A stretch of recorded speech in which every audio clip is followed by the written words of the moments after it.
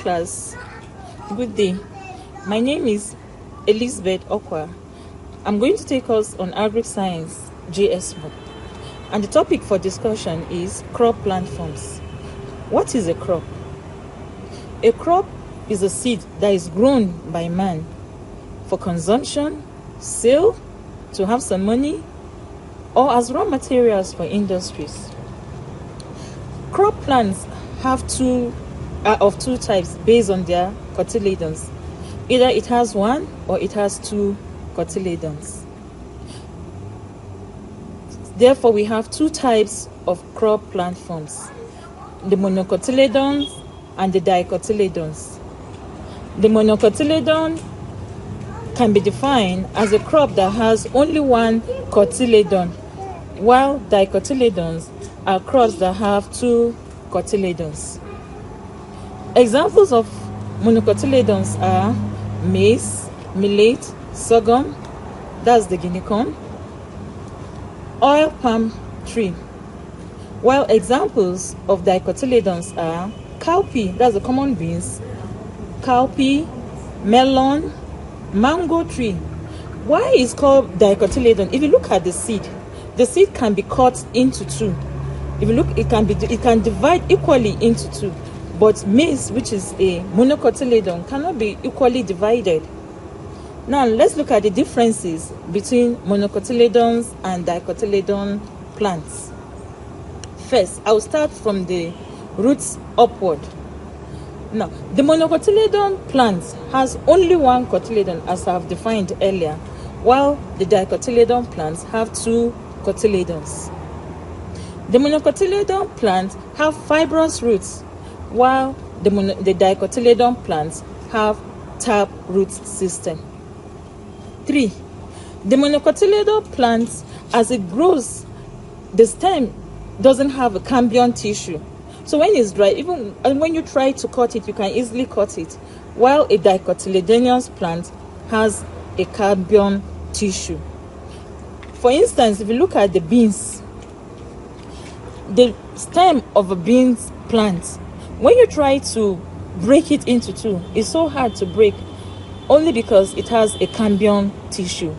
While the stem of a maize, for instance, does not have a cambium tissue, so it can easily be broken into two. Another difference between the monocotyledonous plants and the dicotyledonous plant is that the monocotyledonous plant doesn't have branches.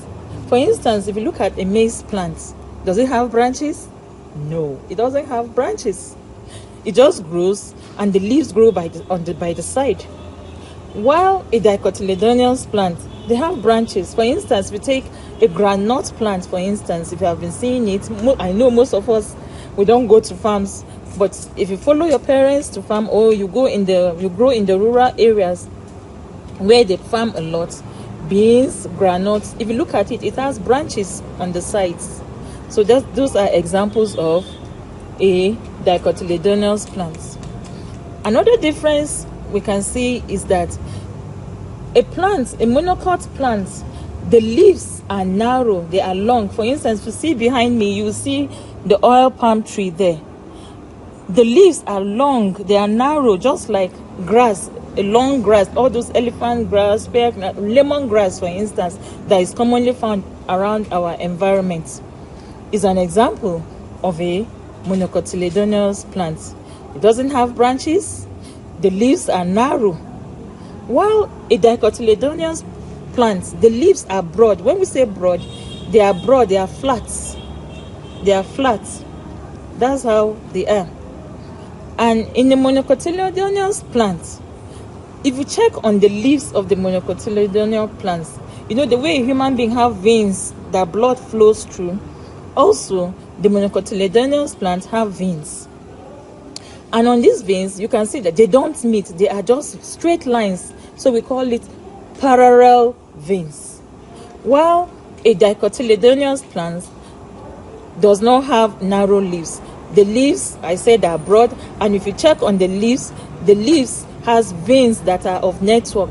You can see how this vein is from one side to the other, is a network vein.